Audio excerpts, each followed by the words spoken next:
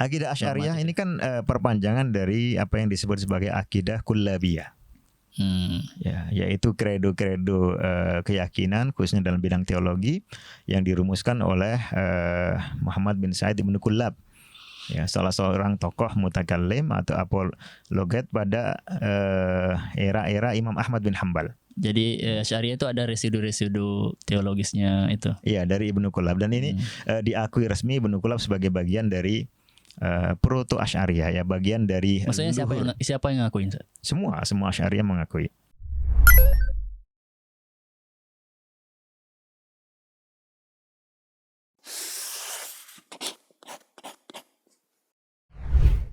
Assalamualaikum warahmatullahi wabarakatuh.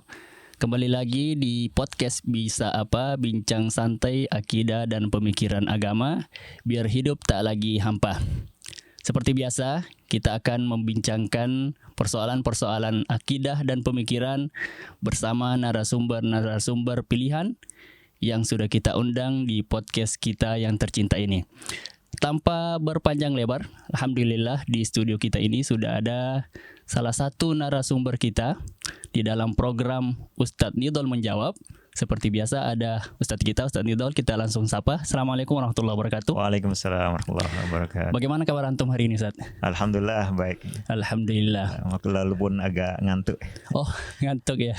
Karena habis banyak safar gitu ya? Ya, alhamdulillah. Alhamdulillah, semoga diberkahi lah Ustadz ya aktivitasnya. Amin. Gimana kemarin Lebaran? Ustadz ngomong-ngomong ada kampung gak sih? Mudik. Ada apa? Ada mudik juga. Saya kampungnya hanya sekitar 6 km dari tempat domisili, jadi mudik dekat. Oh, alhamdulillah. Artinya dekat dengan orang tua lah ya. Alhamdulillah. Seperti biasa Ustadz, kita ada program Ustadz Nidol Menjawab dan kita mengakomodir kepada kawan-kawan, sahabat-sahabat yang hendak langsung bertanya kepada antum. Di kesempatan yang berbahagia ini saya sudah kumpulkan beberapa pertanyaan. Mudah-mudahan Allah Subhanahu wa taala mudahkan untuk kita bahas dan kita ulas pada kesempatan ini insyaallah. Nasallallahu taisir. Kita langsung aja Ustadz ke pertanyaan yang pertama. Ini dari mana ini? Ya, yang pertama, apakah ada kalangan mutakallimin Asy'ariyah yang menetapkan sifat-sifat khabariyah dari dalil rasio? Apakah ada yang menetapkan sifat-sifat fi'liyah ikhtiyariyah dengan dalil rasional atau akli dari kalangan mutaqaddimin Asy'ari? Wah, ini cukup hangat ini kayaknya pertanyaannya. Ya, bismillah, alhamdulillah. Pertanyaan yang sangat spesifik ya. Dan sebetulnya ini masuk pembahasan yang agak detail dalam persoalan akidah, khususnya berkaitan dengan teologi atau ilmu tentang ketuhanan, dan berkaitan dengan beberapa rumusan kalam. Kalam itu apologetika, ya, seni berdialektika dan menyusun argumentasi yang dulu banyak dibangun oleh mutakallimin untuk mempertahankan akidah Islamiyah atau mempertahankan akidah yang mereka anggap sebagai akidah Islam dalam ditujukan kepada pihak-pihak yang lain maupun di antara mereka sendiri. Di antaranya siapa yang menjadi objek mereka, rival mereka? Tentu yang pertama adalah kalangan non-muslim, termasuk kalangan ateis, kalangan dari agama-agama lain. Ya.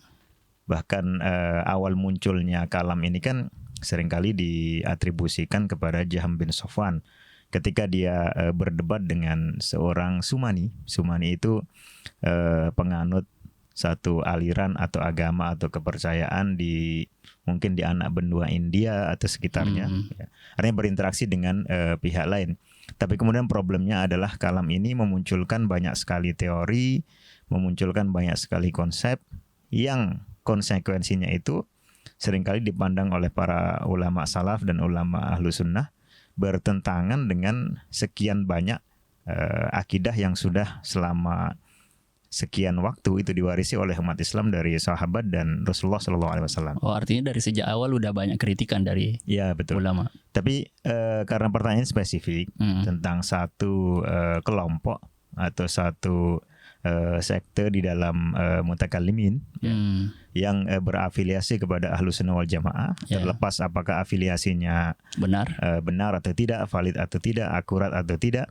Tapi ini satu pertanyaan spesifik mengenai konsep-konsep teologi di Asy'ariyah, nisbah kepada Abul Hasan al-Asy'ari, ya, rahimahullah. Dan spesifik lagi membahas mengenai bagian uluhiyat atau ilahiyat atau teologi mengenai sifat-sifat atau atribut-atribut Allah.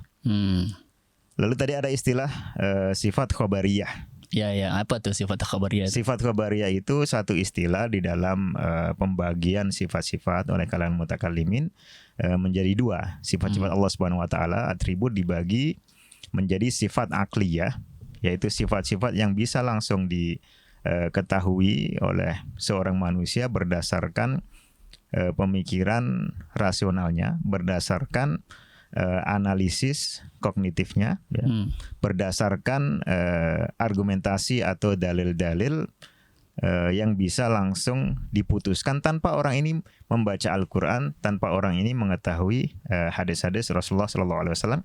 Artinya tanpa diberitahukan dari informasi wahyu sudah bisa diputuskan. Misalnya bahwa Tuhan itu ada, bahwa Tuhan itu punya kehendak, bahwa Tuhan itu punya kekuasaan dan seterusnya. Ini akal sehat bisa langsung memutuskan tanpa perlu kembali ke Al-Quran dan Sunnah, diberitahukan oleh wahyu. Ini. Kemudian ada yang namanya sifat khobariyah.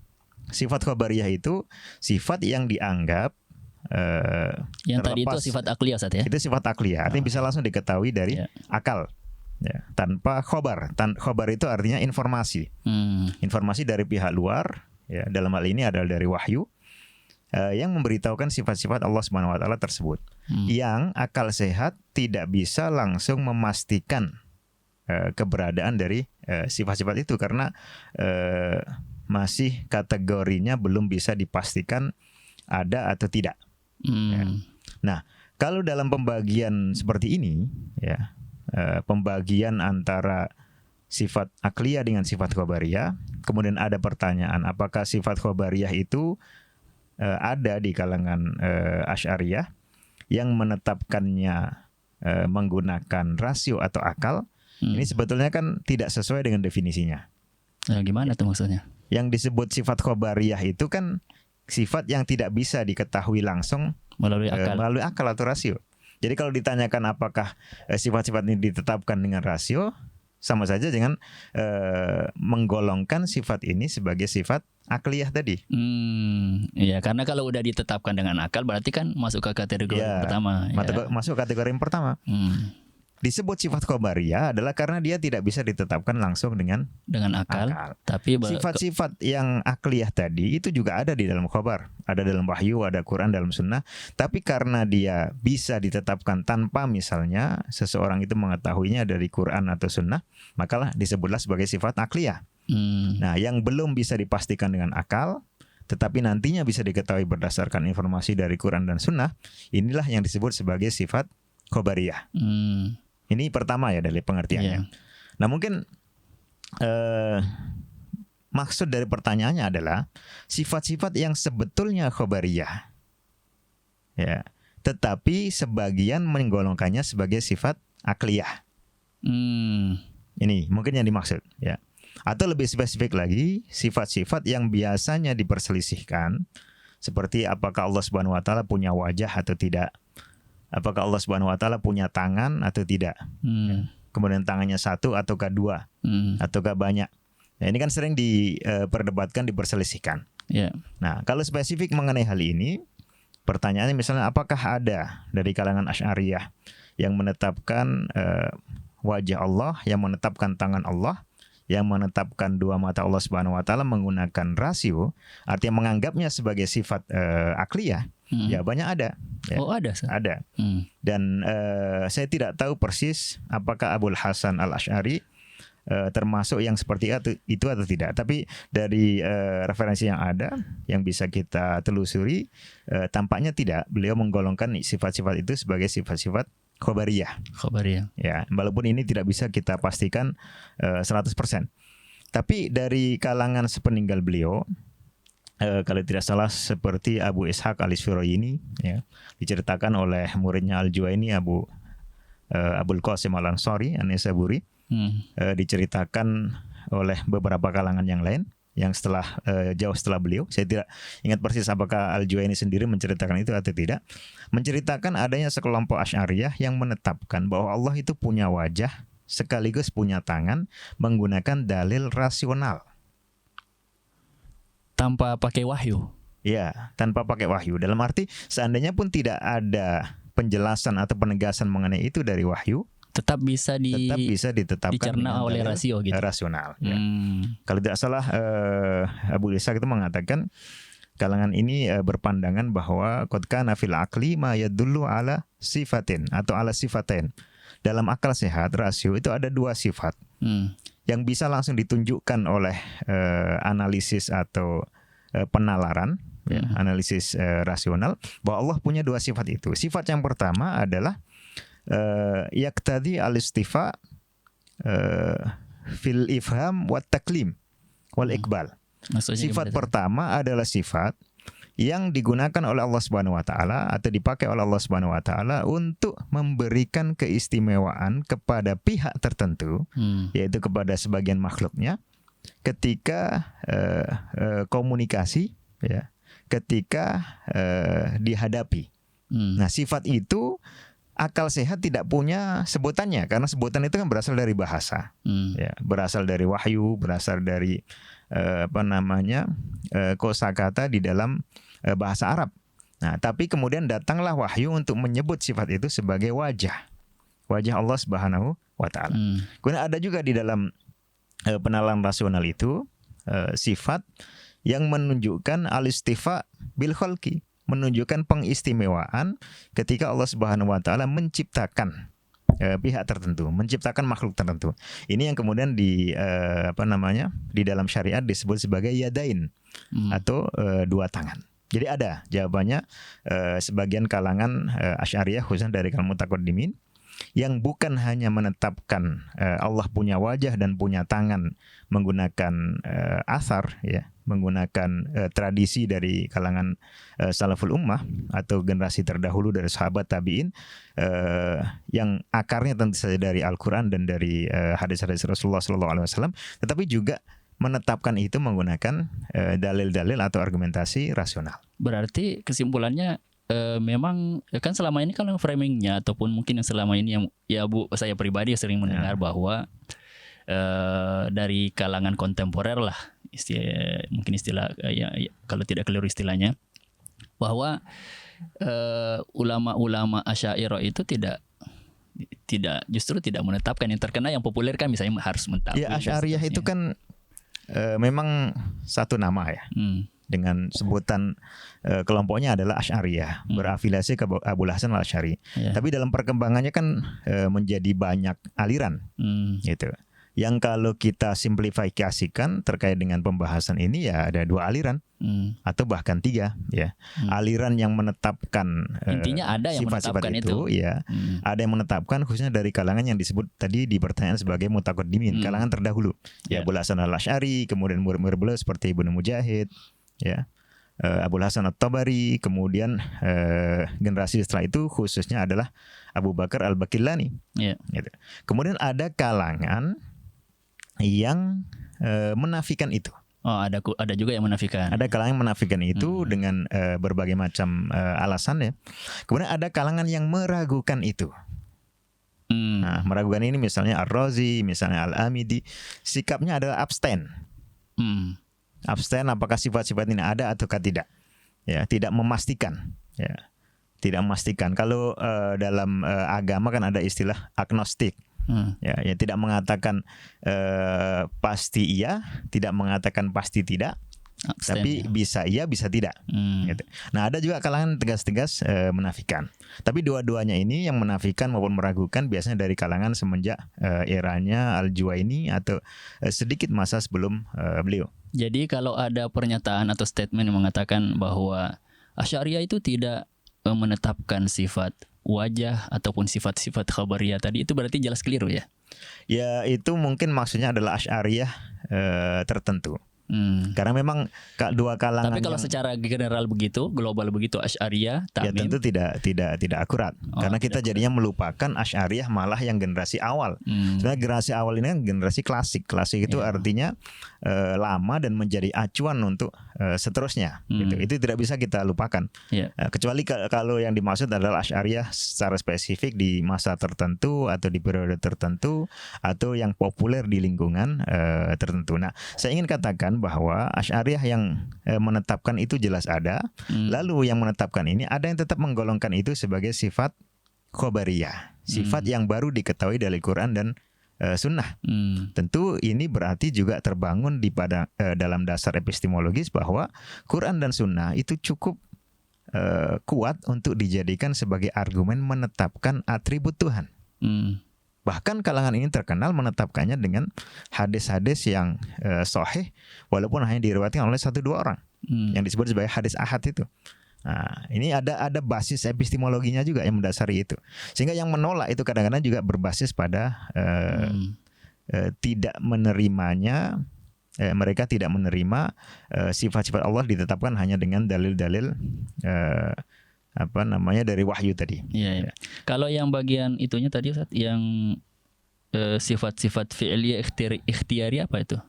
Ya, sebelum itu tadi jadi yang menetapkan itu ada yang menggolongkannya sebagai sifat khobariyah, ada yang menggolongkannya juga sebagai sifat akliyah.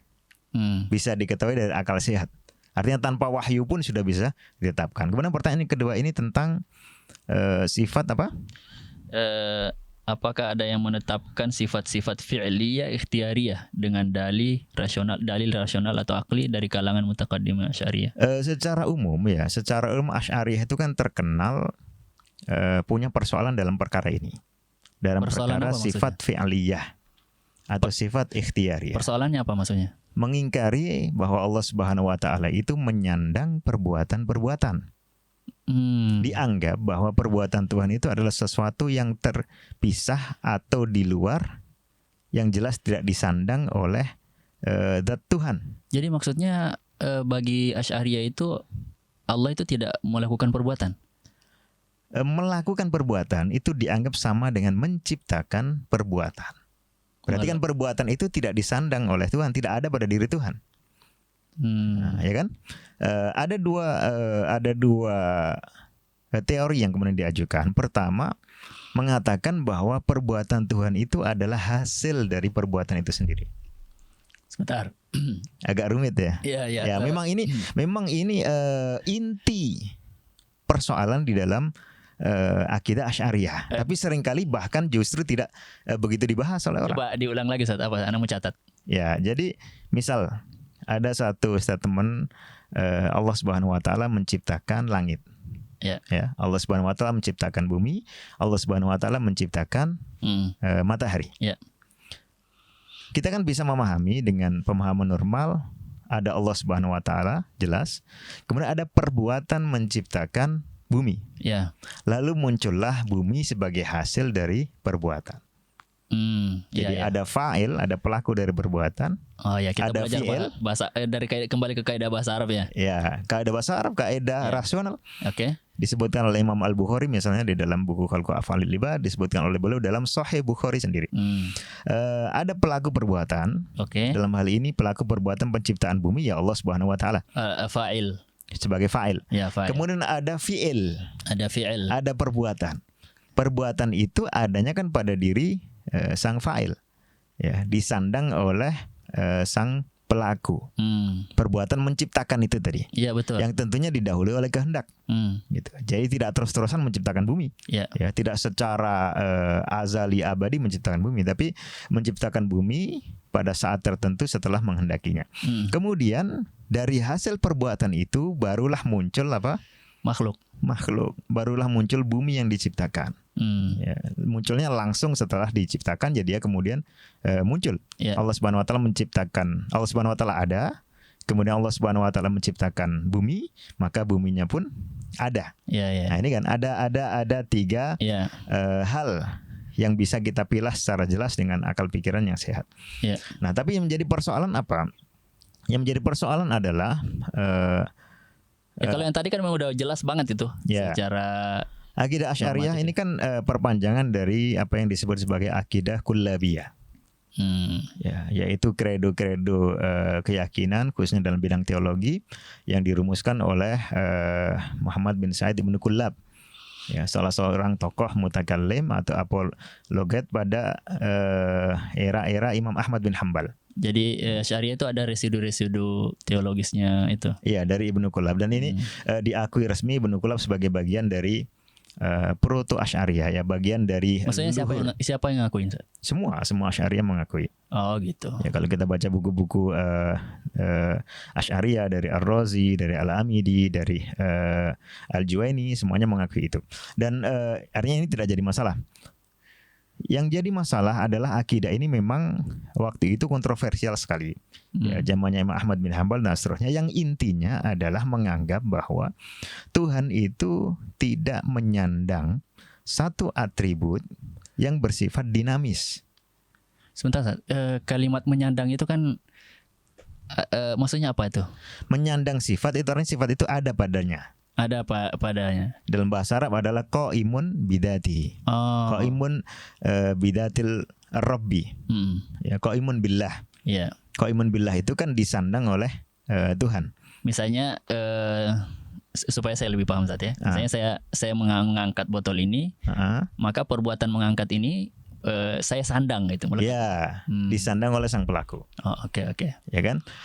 Artinya ada pada diri sang pelaku, tidak mungkin terpisah dari diri sang pelaku. Itu yang dipahami secara normal. Iya, betul. Nah, karena ada pantangan itu, pantangan bahwa Tuhan itu menyandang satu sifat yang dinamis, yang harus didahului oleh kehendak baru kemudian dia eksis, maka semua yang kategorinya begitu perlu ditanzih menurut akidah kullabiyah ini, yang kemudian diwarisi oleh Asy'ariyah.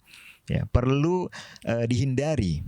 Dihindari karena kedinamisan itu. Ya, nanti ada pantangan panjang kalau kita bahas kenapa kok dihindari. Tapi intinya kan di hasilnya seperti itu. Nah, oleh karena itu, ketika berhadapan dengan apa yang disebut dengan sifat fi'liyah atau sifat ikhtiariyah, yaitu atribut-atribut yang kategorinya itu didahului oleh kehendak sehingga tidak bersifat permanen, ya, tidak seperti atribut misalnya ada.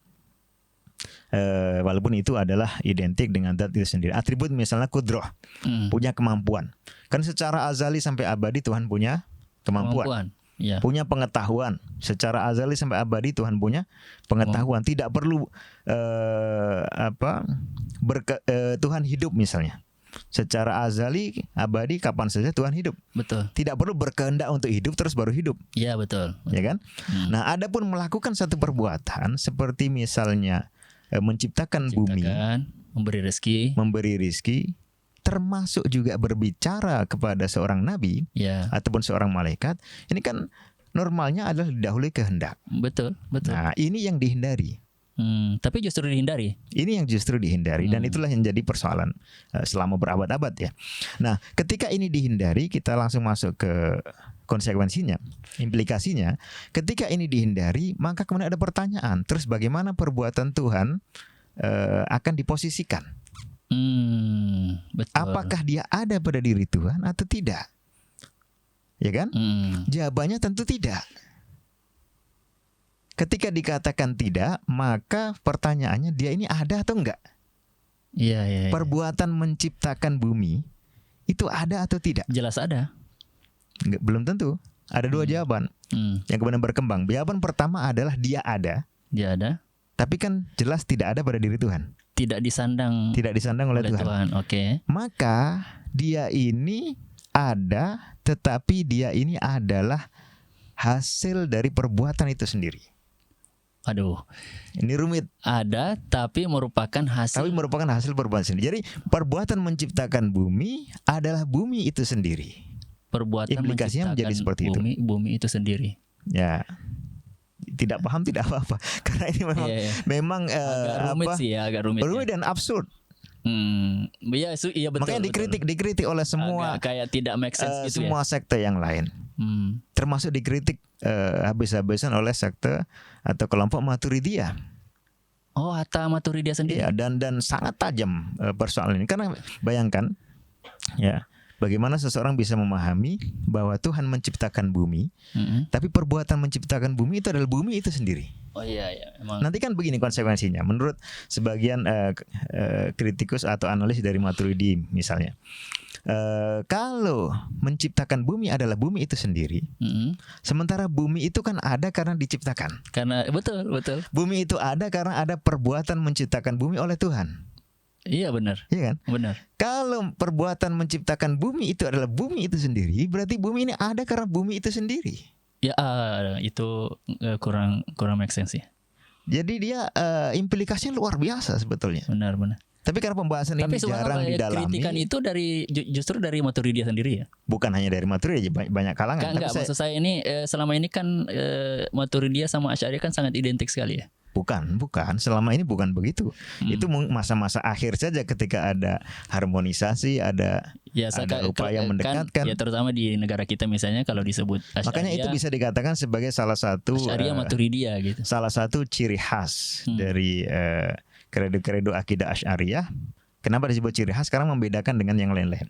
Kalau yang sama-sama kan artinya nggak ada pada yang lain. Tidak menjadi ciri khas. Gitu. Iya. Nah, itu satu. Jadi diyakini bahwa perbuatan Tuhan itu adalah hasil dari perbuatan itu sendiri, yaitu berupa ciptaan atau makhluk. Yang kedua ada konsep lain yang sebetulnya ya substansinya sama. Menganggap bahwa perbuatan Tuhan itu hanya konsep. Ya. Hanya konsep yang disebut sebagai ta'alluq. Ta'alluq itu kaitan. Kalau antum ditanya misalnya, kaitan itu ada atau tidak? Kaitan itu ada atau tidak? Harusnya yang namanya kaitan. Kaitan harusnya ada. Dia itu makhluk atau bukan? Kaitan tergantung ininya sih, objek pembicaraannya. Misalnya kita berdua kan punya kaitan. Kita berdua punya diri ya, punya zat. Kemudian punya keterkaitan. Keterkaitan itu misalnya perkawanan, persahabatan. Nah, kalau kita ditanya persahabatan itu ada atau tidak? Persahabatan ada. Hubungan antar anak dan bapak ada atau tidak? Ada.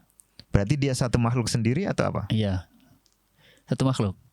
Jadi ada makhluk anak, ada makhluk bapak, terus ada makhluk namanya hubungan antara anak dan bapak.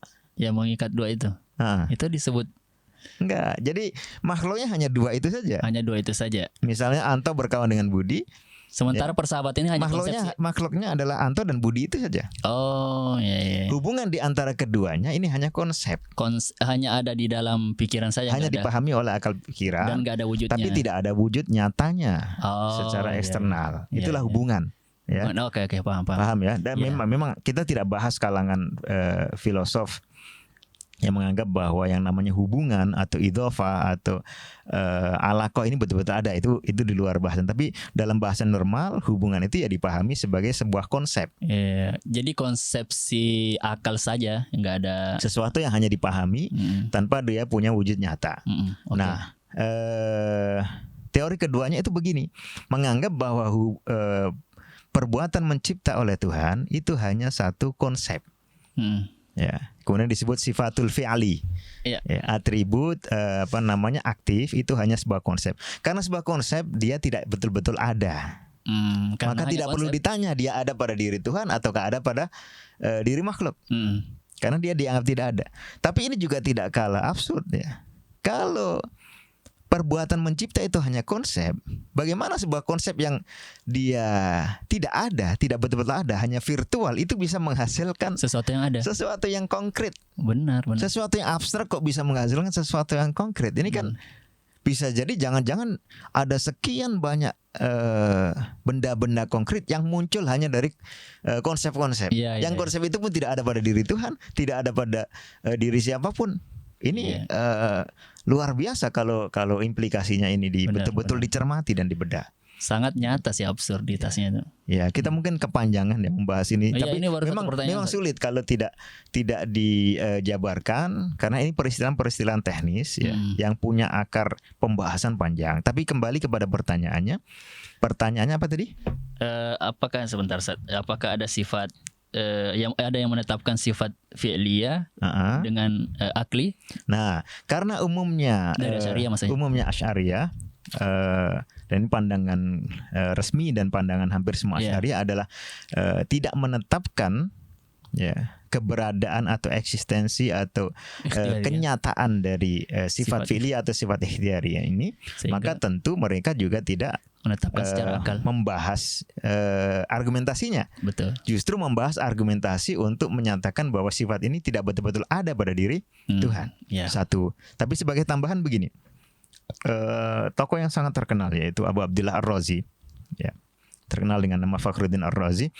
Ini termasuk kalangan dan tokoh Asy'ariyah yang sangat populer.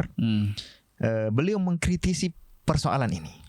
Justru orang dalam sendiri yang mengkritisi. Dalam hampir semua karyanya. Ya, terutama besar-besar seperti Al-Arba'in, Al-Matalib Al-Aliyah, Muhassal Afkar Mutaqaddimin Al-Mutaakhirin. Di banyak sekali karyanya, termasuk kalau tidak salah di Nihayatul Uqul, beliau mengkritisi bahwa melarikan diri dari penetapan sifat-sifat dinamis ini, ya, yang disebut mereka sebagai hawadits. Ya, sebutannya kurang bagus, insiden-insiden atau aksiden-aksiden. Ya. Seolah-olah sesuatu yang buruk gitu, sesuatu yang kurang. Padahal kan sebetulnya adalah af'al, perbuatan-perbuatan, aktivitas-aktivitas. Fa'alun lima yurid. Nah, melarikan diri ini sesuatu yang tidak bisa dilakukan, dan menganggap bahwa penetapan atribut-atribut yang dinamis ini talzamu jami'al firaq, ya, merupakan konsekuensi yang mau tidak mau harus diakui oleh semua sekte, termasuk sektenya sendiri yaitu Asy'ariyah. Ya, tetapi kemudian ada pembahasan yang agak berkembang. Ya.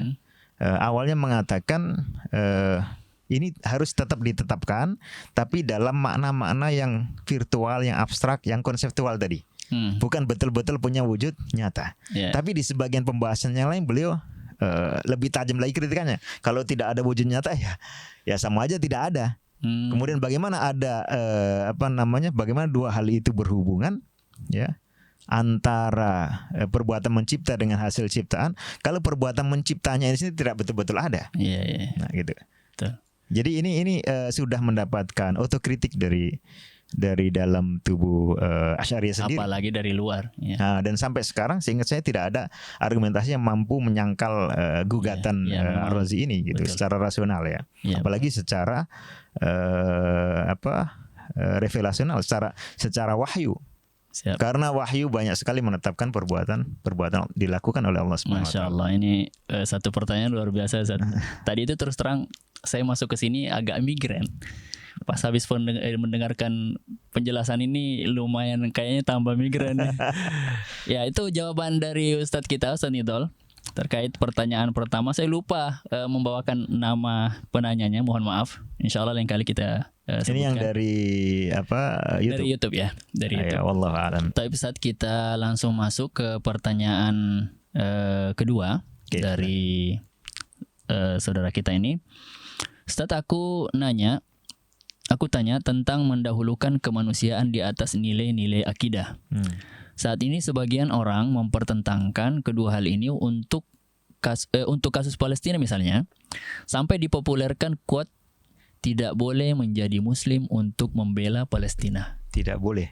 Tidak perlu, tidak perlu menjadi Muslim untuk membela Palestina. Nah, gimana tuh Ustaz menanggapinya? Ya, bismillah, alhamdulillah. Mungkin lebih ringkas ya kita bahas. Ya. Sebenarnya apa sih kemanusiaan itu? Ya. Tidak memiliki definisi yang jelas. Dan ini satu istilah yang agak ambigu ya.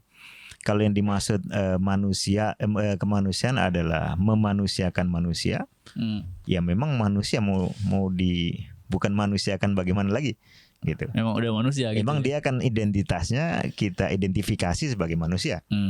Kemudian kita tidak bisa membahas lebih lanjut tanpa mengenali atau menyepakati, memperjelas dulu pengertiannya. Definisi kemanusiaan itu sendiri. Seringkali yang dimaksud dalam pikiran masyarakat, ya, kemanusiaan itu adalah berlaku adil terhadap manusia. Berlaku adil terhadap manusia. Jadi tidak mendolimi hak-hak manusia. kan gitu. Tidak menganiaya manusia. Itu yang seringkali juga dimaksudkan sebagai memanusiakan manusia. Artinya menempatkan manusia sesuai dengan hak dan kedudukannya. Iya, betul. Kalau seperti itu pengertiannya, maka pembahasan akan jelas.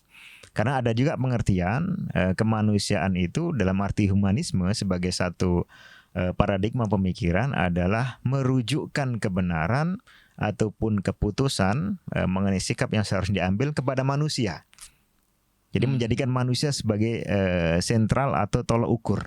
Ya, ini yang sering disebut sebagai antroposentrisme. Ya. Jadi dan itu nanti akan berujung pada absurditas ya. Karena manusia kan macam-macam, pikirannya macam-macam, opininya berbeda-beda, pendapatnya bisa saling bertentangan. Lalu manusia yang mana yang jadi rujukan? Karena semuanya manusia. Iya, antara satu orang dengan orang lain tuh bisa berbeda. Jadi seolah-olah kita tidak menyelesaikan apa-apa. Standarisasinya ambigu. Kalau ada pertentangan pandangan, ya misalnya dalam kasus Palestina, yang dianiaya itu manusia, yang menganiaya juga manusia. Benar. Mereka masing-masing punya opini, punya pendapat, punya paradigma, punya pikir, punya gaya hidup sendiri-sendiri. Kalau kita rujukkan kepada manusia, dua-duanya manusia. Iya. Sehingga akan berujung pada nihilitas, absurditas, kontradiksi dan seterusnya. Maka tidak menghasilkan apa-apa. Paham seperti ini. Akhirnya hanya membunuh diri sendiri. Iya. Ya, bisa jadi yang pihak yang menzolimi misalnya saudara kita di Gaza menganggap itulah bentuk kemanusiaan ya. Ya, artinya dua-duanya pihak yang bertentangan ini manusia. Benar. Kita tidak bisa merujukkan keputusan secara epistemologis, apalagi secara mau dijadikan sebagai dasar pandangan itu pada sesuatu yang mengandung inner kontradiksi. Karena tidak akan menghasilkan apa-apa. Ya. Ini satu. Sehingga kita akan gunakan pengertian yang lebih layak, yaitu kemanusiaan dalam arti bersikap adil terhadap semua manusia. Bersikap adil terhadap semua manusia. Tidak menganiaya manusia siapapun. Ya. Nah, dari pandangan ini kemudian kalau ditarik mana yang didahulukan, apakah ini atau akidah? Nah, di sini akan kelihatan ya. Kalau kemanusiaan itu pengertiannya adalah bersikap adil terhadap manusia, yang kemudian disebut sebagai peri kemanusiaan. Maka yang namanya adil itu kan dibangun di atas pengertian serta pengakuan dan pengenalan terhadap hak-hak manusia. Yang keadilan itu. Ya, karena adil itu artinya menempatkan sesuatu pada tempatnya atau menunaikan hak dari semua pihak. Proporsional. Nah, kita kan harus tahu proporsinya. Proporsi ini butuh rujukan, butuh referensi. Apakah referensinya itu adalah manusia lagi? Pandangan dari filosof A atau pandangan dari filosof B atau ajaran dari agama A atau ajaran dari agama B, budaya atau tradisi atau kesepakatan atau konvensi dari satu kalangan tertentu, misalnya PBB, misalnya Amerika, misalnya Israel, misalnya bangsa Arab, misalnya umat Islam, atau siapa? Perlu referensi. Akhirnya jadi ambigu lagi. Artinya jadinya kita membandingkan sesuatu yang belum jelas referensinya dengan akidah, misalnya akidah Islam yang sudah jelas referensinya. Ya. Dari sini akan kelihatan ya. Kalau kita sebagai Muslim kan jelas ya, hak dan kewajiban manusia itu tolok ukur presisinya itu berdasarkan akidah Islam. Sehingga tidak ada mempertentangkan kemanusiaan yang basisnya adalah akidah dengan akidah itu sendiri. Karena justru akidah itulah yang mendasari pandangan kita mengenai bersikap adil terhadap manusia. Siapa yang berhak untuk disikapi dengan damai, siapa yang berhak untuk disikapi dengan konfrontasi, ya. Dua-duanya ada aturannya dalam Islam. Siapa yang selayaknya disikapi dengan santai, siapa yang selayaknya disikapi dengan keras. Sikap terhadap orang yang berbuat baik tentu tidak sama dengan sikap terhadap orang yang berbuat jahat. Sikap terhadap mereka yang melanggar ketentuan tidak sama dengan sikap terhadap mereka yang taat dan disiplin dengan ketentuan. Maka tidak sah membenturkan dua hal tersebut, karena yang namanya kemanusiaan dalam arti bersikap adil terhadap manusia butuh referensi. Ya. Dan referensi yang paling akurat, paling valid itu adalah referensi yang berasal dari pencipta manusia, yang maha tahu, yang maha bijak, maha adil, yaitu Tuhan sang pencipta alam. Nggak ada yang Allah lebih tahu Subhanahu wa Ta'ala. dari Allah Subhanahu wa Ta'ala. Dan akidah yang benar ya, dalam hal ini ada akidah Islam, itu kan sumbernya juga dari Tuhan ini. Iya betul. Yang memberitahu manusia itu punya hak apa saja, kemudian mana manusia yang haknya ini, mana manusia yang haknya itu, mana manusia yang disikapi dengan cara begini, mana manusia yang disikapi dengan cara begitu. Maka kalau kita secara lebih sederhana bicara soal ada gium tadi, tidak perlu menjadi Muslim untuk membela Palestina. Palestina. Ya kalau sekedar membela Palestina, memang tidak hanya Muslim yang membela Palestina. Iya betul. Tidak hanya Islam yang menganjurkan untuk membela Palestina dalam arti pihak yang sedang dijajah. Ajaran-ajaran lain juga banyak. Sebagaimana ajaran lain yang tidak membela Palestina, ya misalnya ajaran Zionisme, ya kan? Itu kan tidak membela Palestina, justru dia berposisi sedang menganeksasi dan sedang menganiaya Palestina. Maka secara presisinya, kalau sesuai dengan rujukan yang paling otoritatif, paling valid, yaitu dari sang pencipta manusia itu, ya menggunakan akidah ini. Ini kalau mau secara pembelaan yang betul-betul punya dasar epistemologis yang kuat. Kalau sekedar asal pembelaan, ya memang banyak pula ajaran dan norma-norma di luar Islam yang juga kesimpulannya adalah membela sekarang bangsa Palestina yang sedang terjajah. Sebagaimana ada juga ajaran-ajaran yang tidak begitu. Gitu. Jadi ada 2 poin yang perlu dikelirkan untuk pembahasan kemanusiaan ini. Pertama, kemanusiaan itu sendiri definisinya. Dari aspek terminologinya seperti apa harus dikelirkan. Yang kedua tadi masalah keadilan saat ya. Iya, betul. Jadi harus jelas dulu ini adil ini versi siapa nih keadilan. Gitu. Dan tentunya seperti penjelasan Ustaz tadi, ya keadilan tentu versi Tuhan sebagai pencipta manusia. Dialah yang paling otoritatif untuk menentukan hak dari setiap manusia. Baik Ustaz. Taib itu mungkin jawaban dari Ustaz Nidol bagi penanya kedua. Jazakallah khairan. Pertanyaan ketiga, apa perbedaan qada dan qadar? Qada dan qadar. Ya. Ya, ada beberapa ulama ya Allah alam yang membedakan dua istilah ini.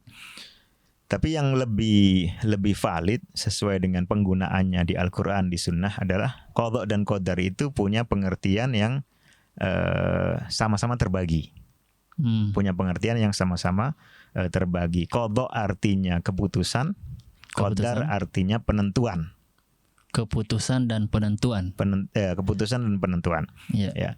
Atau ketetapan dan penentuan. Dua-duanya itu bisa bermakna keputusan dan penentuan Tuhan dalam perbuatan mencipta alam semesta, termasuk menciptakan manusia yang disebut sebagai takdir.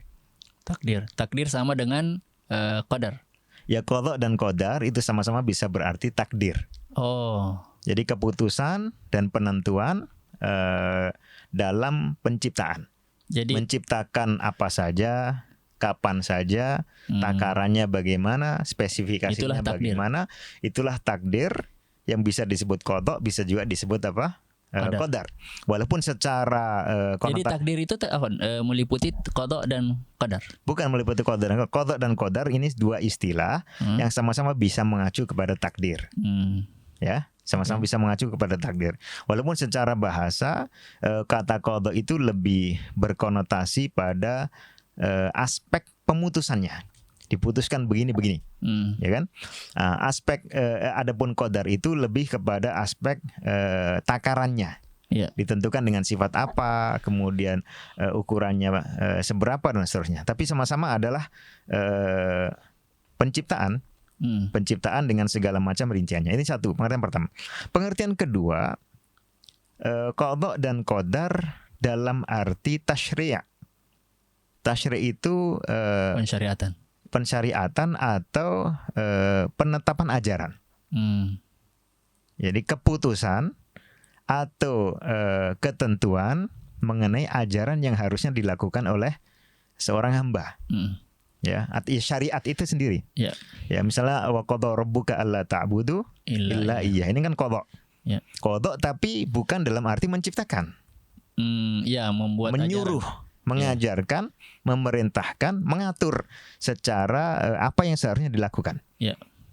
Dan ini tidak mesti terlaksana karena bisa jadi orang taat, bisa jadi orang tidak taat. Ya kan, ada tadi orang yang kemudian menyembah Allah Subhanahu Wa Taala, tidak melakukan syirik. Ada juga yang tidak menyembah Allah atau dia melakukan syirik, kan begitu. Benar. Nah, qadar juga sama, takaran-takaran tertentu yang berarti dalam ajaran. Jadi dua-duanya baik qada maupun qadar itu bisa berarti ketetapan dan ketentuan di dalam penciptaan oleh Allah Subhanahu Wa Taala terhadap alam semesta, terhadap para makhluk yang itu pasti terjadi. Ya. Bisa juga berarti syariat yang itu pasti disukai oleh Allah. Terlepas nanti dilaksanakan oleh si manusianya maupun tidak. Iya, betul. Allahu a'lam. Baik. Baik Ustaz, jazakumullah khairan. Itu jawaban dari Ustaz ya terkait perbedaan antara qada dan qadar.